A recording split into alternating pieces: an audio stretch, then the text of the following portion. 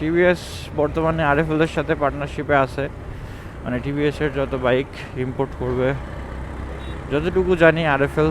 তো কথা হচ্ছে টিভিএস কিন্তু তাদের যে পাওয়ারফুল বাইক এটা দিয়ে আমাদের সাথে পরিচিত। পাওয়ারফুল বাইক বলতে অল্প দামে আমাদেরকে খুব পাওয়ারফুল বাইক দেয়, যেমন 2B বলেন 4B বলেন, ঠিক আছে। বাইকগুলা টিভিএসের বিগত কয়েক বছর ধরে কোনো আপগ্রেডেশন নাই, বাংলাদেশের বাজারে কোনো নতুন বাইক আনতেছে না। দেখেন সব কোম্পানি কম বেশি আনতেছে, সব কোম্পানি বাংলাদেশের যত কোম্পানি আছে সবাই কম বেশি বাইক আনতেছে বিগত কয়েক বছরে।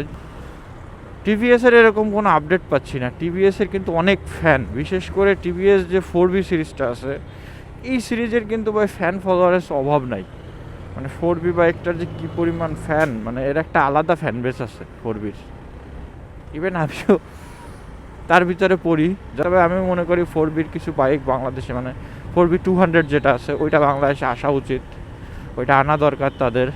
তারপর টিভিএস জানি না আনবে কি না এগুলো, 310 সিসির যে স্পোর্টস বাইকটা আছে, তারপরে সেম বাইকের আবার নেকেড স্পোর্টসও আছে, এগুলো বাংলাদেশে আসা দরকার আমি মনে করি। তারপর টিভিএস রনিন হয়তো বা কখনো আসবে, কিন্তু কথা হচ্ছে এগুলো আনা দরকার, কারণ মার্কেটে আপনার টিভিএসের বাইক আসলে মানুষ নিবে।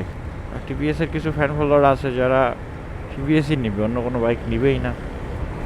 তো এই টিভিএস কোম্পানির বা আরএফএলের এই বিষয়গুলো যত তাড়াতাড়ি সম্ভব তত তাড়াতাড়ি করা উচিত আমি মনে করি ভাই। পার্সোনাল ওপিনিয়ন দিচ্ছি, টুকটাক মোটো ব্লগিং কন্টেন্ট বানাই, এই জন্য যেটা মনে হয় যখন সেটা নিয়েই টুকটাক কথা বইলা দেই, ব্যাস এতটুকুই।